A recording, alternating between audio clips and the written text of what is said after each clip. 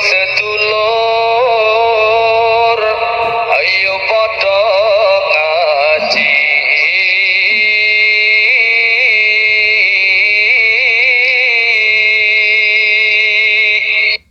Assalamualaikum warahmatullahi wabarakatuh.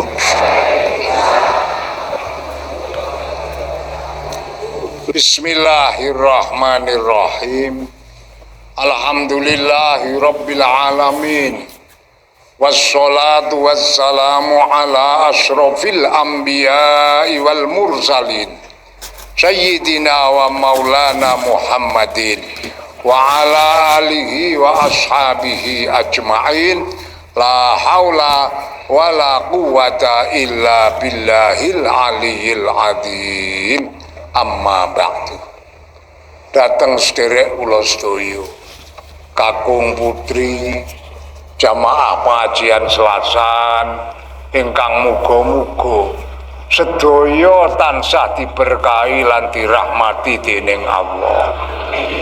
Pun paringana umur panjang ingkang barokah, diparingi kejembaran rezeki ingkang halal barokah, putra wayahe dadi bocah sholih-sholihah, ing pungkasan muga kabeh dikersake Allah kanthi pungkasan husnul khotimah. Puji lan syukur tansah kita unjukaken dhateng Allah ingkang Maha Agung, awit saking peparingipun nikmat rahmat taufik hidayah lan inayahipun wonten saat siang menika kula panjenengan sedaya tasih dipun takdiraken Allah saged kempal sareng-sareng wonten ing majelis pengajian niat thalabul ilmi kanthi boten manggihaken alangan. Muga-muga pakempalan wonten ing wekdal siang menika dadosa pakempalan ingkang diridani Gusti Allah. Kumpulan sing diberkahi dening Allah ingkang saged ngasilaken kemanfaatan awit donya ngantos akhirat. Allahumma. Tunggal kula kepengin ngaturaken hadise Kanjeng Nabi. Kanjeng Nabi paring dawuh, yatsba'ul mayyita salasun fayarji'u ithnani wa yabqa wahidu yarji'u maluhu wa ahluhu wa yabqa amaluhu. Sing cara Jawane, sing bakal ngintil karo mayit, wong urip wis mati lah dadi mayit. Nah niku sing arep ngintil mayit nganti tekan kuburan niku tigang perkawis. Sing arek ngetutke niku 3 werna. Napa? Kadhe-kadhe Kanjeng Nabi setunggal. Maluhu bandane. Bandane niku melu ngetutke. Nomor 2 wa ahluhu keluargane. Nomor 3 amaluhu, amal perbuatane. Nanging Kanjeng Nabi dawuh, telu-telune iki sing loro mandeg dalan. Yarji'u isnani. Sing loro bali apa? Bondo karo ahli iki ora bablas. Ingkang bablas ngetutke tekan akhirat niku setunggal napa? Amal. Contone sing gampang mawon. Nek ana wong mati ki lak ya diulesi. Bar diulesi tunggangke krendha. Nang krendane lak dislemeki jarit bareng ya yu. Nggih. Kemuli lurupi payungi. 12 anak putu do mikul. Terus ning sing jenengane bondo karo keluarga ki men tekan ngarep luangan kubur. Nek wis tekan ngarep luangan kubur krendha duke mayit dilebokke luangan, krendane go bali, pemelu dipendhem. Ora. Keluargane sing do ngiring ya melu. Jur sing ngancani mayit niku sinten? Namung amalipun. Amal perbuatane. Perbuatan apik ya ngancani, perbuatan ala ya ngancani. Niki kula terus kelingan biyen niku nalika nang pondok niku guru kula niku ndongeng. Pas ngaji tareh niku ndongeng. Bisa kele ngaji tareh prei ndongeng wae kok nang nggih. Jaman biyen kuwe ana wong lanang rabi oleh wong wedok. Iku guru kula. Lah akhire karo Gusti Allah diparingi anak lanang 3.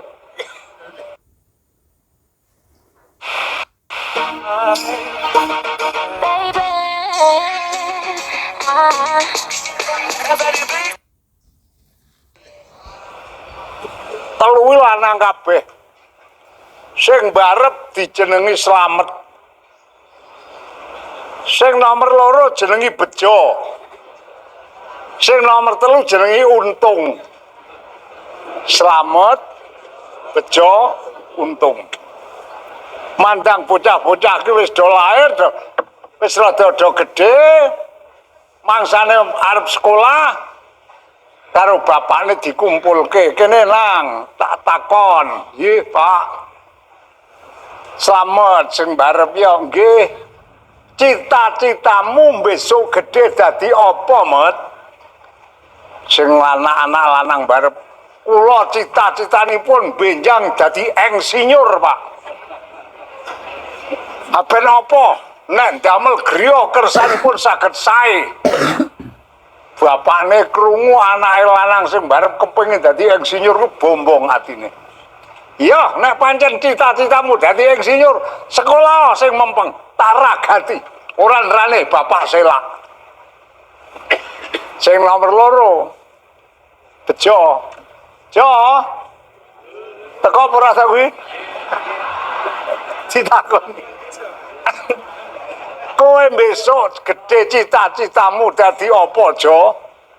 Kula gadah cita-cita dadi dokter, Pak. Wah, jan tegak tenan.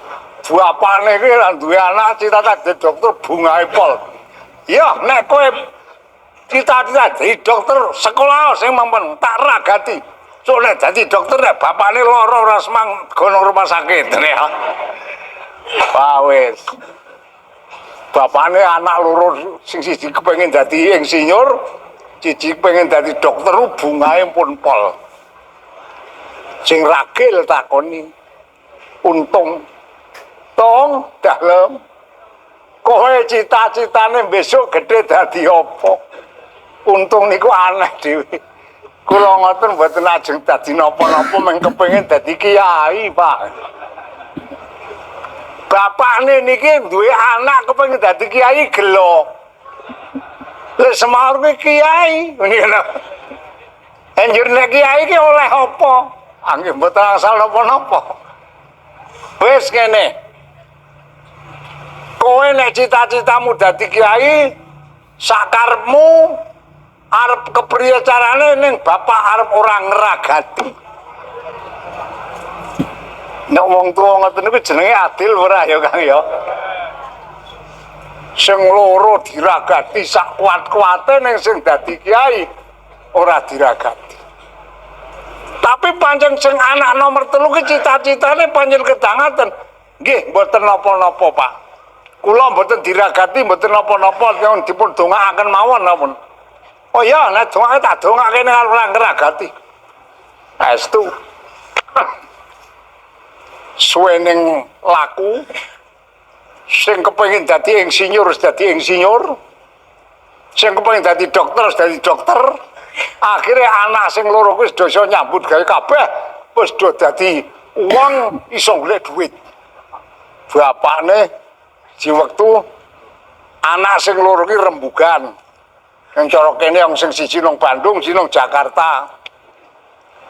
Rembugan. Ade boten bali ora Mas, saya bali yang karo nilai bapak ya. Nggih, tenan. Bali tekan omah terus bapakne dimaturi, "Pak, niki kula kalian adik kula Bejo wangsul lajeng matur kalih bapak. Gandeng kula kalian kamas kula kalih adik kula Bejo sakmenika sampun dados tiyang. Kamas kula kok adik kula sampun dados dokter, kula ampun dadi insinyur lan wis iso nyambut gawe iso golek dhuwit. Sakniki kula kepengin males kalian bapak. Bapak badhe ngersakaken tindak pundi, Pak? Monggo kantun ngendika mangke kula dherekaken." Lalu nang dia bapakne iki, "Lagi monggo sakersane bapak." Teng pundi mawon, Pun? Aku ke kok krungu ini Jakarta ke ana Taman Mini Indonesia Indah. Wonten, Pak. Mbok njajal bapakne iki diterke rono. Oh, nggih. Badhe numpak sepur, napa bis, napa pesawat. Wah, jan anake ya wis teko nggo montor dhewe wae. Oh, nggih, tenan terke. Tekan Jakarta mubeng-mubeng nang Taman Mini Indonesia Indah. Wis tau rono, Kang? Wah, delok werna-werna. Nang kono ya apa-apa ana. Mandang wis rampung, tepung, bali. Tekan ngomah bengi omong-omong. Terus pundi, Pak? Wah, aku wis marem banget. Duwe anak kok ngertine karo wong tuwae. Ki wong tuane iki diplancongke nang Taman Mini ku wis bungae pol. Angene bapak sampun marem, kula matur malih Pak, ngenjang badhe ngersakaken tindak pundi, pupung kula tasih prei. Nanti ya nang, manggaken. Nganu wae ya nang Tawang Mangu. Tawang Mangu niku pundi to, Pak? Jogja kuwi nggon sing ana banyu anjlok kuwi. Oh nggih. Terke nang Tawang Mangu, ndelok banyu anjlok wis tau rono, Kang? Oh iya syukur. Mandang wis rampung, mulih. Tekan mono bengi ameng-ameng meneh. Benjang ngersakaken tindak pundi, Pak? Nanti yo nang wis nganu wae sesuk sing cedhak wae teng pundi? Nang Gembira Loka. Ndelok kethek. Wes terke nang Gembira Loka. Mantos mubeng-mubeng nang Gembira Loka, bali kesel. Terus bapakne kondo nang dalem, aku saiki lek mlancong wis tutup ming garek kurang siji aku. Napa, Pak?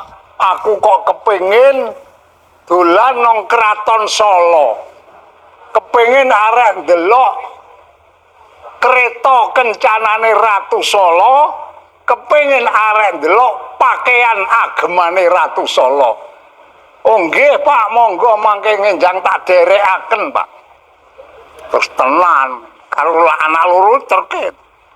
Mandang tekan Solo, wis weruh nggon kraton, wis weruh klambine kratu, wis weruh kereta kencanane, wis yo nang Bali aku wis marem saiki. Ban tekan ngomah omong-omong nang dalem, Pak. Aku ke mandang weruh klambine ratu, weruh kereta kencanane ratu, aku kok kepengin to duwe klambi sing kaya klambine ratu. Kira-kira kowe iso gaweke apa ora? Lan kepengin nunggang kereta sing kaya kereta kencanane ratu. Nggih, Bapak ampun patos. Mangke kula ikhtiarke, Pak. Tenan anake lanang umpamane sugih dhuwit. Wah, akhirnya diandake kereta kencana lah ya ora murah wong ana plepete emas barang. Mandang wis dadi klambine barang dadekke padha karo ratu, tokoke jarane sing pancal. Mandang wis dadi pun nggo Pak sakniki niki sampun dados. Monggo nek ajeng tindak teng Kraton Solo disamekaken kalian kereta kencanane ratu. Monggo kula dherekaken. Keretane tunggangi wong telu. Bapakne karo anak loro. Mandan tekan ngarep lawang kraton karo tentara kraton ku dihormati, darane kuwi ratune. Dihormati. mandang tilai mlebu kok jebule ratu nang dalem kereta kaya ngono iki berarti iki ratu palsu iki. Wah, akhire ratune niki apa tentarane niki wau nyekel karo tiyang sepuh niku dicekel ditahan terus tretane dirampas. Lebar ngono terus diadepke ratu. Monggo ratu menika rakyat ingkang kurang ajar. Ngembo-embo panjenenganipun sang ratu awet agemanipun ngantos dumugi titianipun. Kereta kencanane sama kalian kagunganipun Kang Ratu. Pakaianipun iki sama kalian agemanipun sang ratu. Bar ngono terus karo ratune disidang diputus. Gandeng kowe rakyat wani-wani ngembari karo ratu, kowe saiki tak hukum pati. Dipateni. Wah, susah tenan iku. Nangis-nangis matur, ratu nyuwun pangapunten kepareng matur apa? Menawi kula ampun dipun hukum pati kados pundi? Kowe ora gelem tak hukum pati? Inggih, yang nganyang menawi pareng ampun dipun hukum pati. Ya, wis saiki. Nek kowe pancen ora gelem tak hukum pati, kowe tak anu apa? Wehi syarat. Terus pundi? Anggere kowe bisa goleke contoh patang werna digawa rene. Kuwi engko anggere bisa teko, bisa cocok, kowe tak bebaske ora tak hukum. Menapa sang ratu contoh patang perkara sepisan. Aku golekno contoh wong sing rekoso donyane ning kepenak akhirate. Siji. Nomor loro, golekno wong sing kepenak donyane, seneng donyane ning rekoso lan cilaka akhirate. Sing nomor telu, golekno wong sing kepenak donyane, kepenak akhirate. Nomor papat, golekno wong sing rekoso donya, rekoso akhirat. Wah, lek gawe contoh ya pinter satune. Wah, tiang niku mumet. Wis kono kowe tak kei inah kowe bali. Tak wehi wektu 2 dina. Sesuk 2 dina kowe ngadep rene contoh patang perkara kudu digawa. Bali tekan omah rundingan karo anake loro. Sing nang pondok urung dirembuk iki. Wong ora sangoni kok. Kepriye nang ki bapak kon goleke contoh. Siji wong sing kepenak apa rekoso donya kepenak akhirat, loro sing kepenak donya rekoso akhirat, telu sing rekoso donya rekoso akhirat, papat sing kepenak donya kepenak akhirat. Kuwi diwehi wektu 2 dina kon golek contone kowe iso apa ora nang. Nggih cobi mangke tak buka teng buku le sekolah. Ati goleki nang buku le sekolah ora ono. Akhirnya anak loro angkat tangan, Pak, kula kepeksa mboten saged madosaken contoh menika. Niki menggah kula ingkang saged adik kula. Sapa? Untung. Iki yang saged madosaken contoh ini Untung. Nek kula kalian Kamaslo mboten saged. Ngono iki. Ya wis kono adimu paranon. Lah. Wong tuwa arek koleh. Akhirnya kakangne loro marani adine nang Garjo.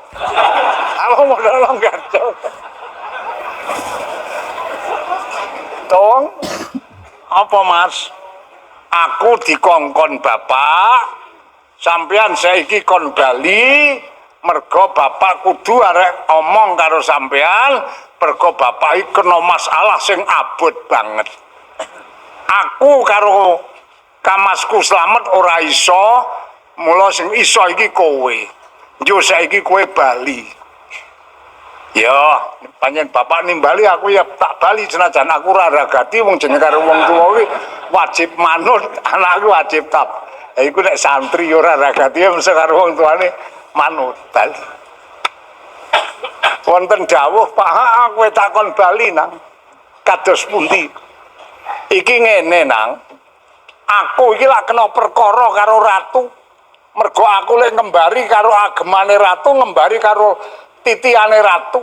Sehingga aku saiki kabeh klambine, kabeh kereta kencanane sakjarane ditahan karo ratu lan aku arep dihukum pati, aku ngenyang bisane ora dihukum pati, ratu ngenehi syarat. Aku kon golek contoh 4 perkara. Iki kakangmu tak jambati ora iso, kowe sing tak sambati. Napa Pak contoh 4 perkara? Aku iki kon golek contoh siji, wong sing rekoso donya kepenak akhirat. Loro, wong sing kepenak donya rekoso akhirat. Telu, sing rekoso donya rekoso akhirat. Papat, sing kepenak donya kepenak akhirat. Iki diwehi wektu 2 dina. Anake deleg-deleg niku sing santri pondok. Nggih cobi Pak kula tak istikharah riyin, tak nyuwun prisa kalih Allah. Jenenge santri ora susu. Oh iya. Lalu istikharah. Enjang-enjang tersan. Kapan anggenipun badhe pun timbali dateng ratu? Sok Senin. Nggih. Kita siap Pak, monggo kula dherekaken. Kula dherekaken ngantos dumugi ngajenganipun sang ratu. Mangke menawi ratu ndangu kok sekinten Bapak mboten saged jawab, kok kula kepareng makili jawab pikiran ratu. Mangke kula ingkang jawab Pak. Santri pondok. Oh iya. Tenan dina Senin nyewa andong. Apa wis ora di kereta? Andong siji tunggangi wong 4, bapakne karo anake 3. Wis jo mangkat. Ketak-ketak. Cara nang kene tekan nggon Buk Nawa kae. Weruh ana wong mancing nang pinggir buk kuwi. Katokan cekak mlejet. Mau pancing nang pinggir buk kuwi ditamatke karo bocah anak lanang sing nang pondok iki. Iki lesane iki ora leren le dikir. Wujude mancing ning cangkem iki dikir terus. Mandek-mandek sih apa? Wong mancing kae gawa. Duh, parsuan ratu kok gawa mancing. Iki urusanku, Kang. Pokoke gawa. Bapak isane slamet iki gawa wong mancing iki. Oh iya, tercedak. Pak, dalem panjenengan niku le nyambut gawe mancing niku sedinten cok angsal pinten. Lah mboten mesti Mas, wong kula niku tiyang mboten gadah, ora dadah, ora sangkrah, ora anak, ora bojo, ora gubuk, ora omah. Nggih kaya ngeten iki kadang-kadang nggih pikantuk, kadang-kadang mboten. Nuwun sewu, Pak. Sakniki sampean melu kula kendel lek mancing tak upahi 10.000, Pak. Teng pundi? Nggih melu aku tak tunggangke andong, tak jak sowan ratu. Oh nggih, nderek. Melu wis. Mlaku taklak tekan nggon abang ijo Kodim. Kae weruh ana wong wedok nggo bebek sak dhuwur dengkul. Ora nggo kudung. Lambine niku ketok keleke. Lalu menjep anake lanang ki, Kang mandeg Kang apa cewek kae gawa. Kok gawa cewek bareng? Wis pokoke gawa. Kae engko arek nyelametke bapak iki kae. Apa iya terus Tuh sedulur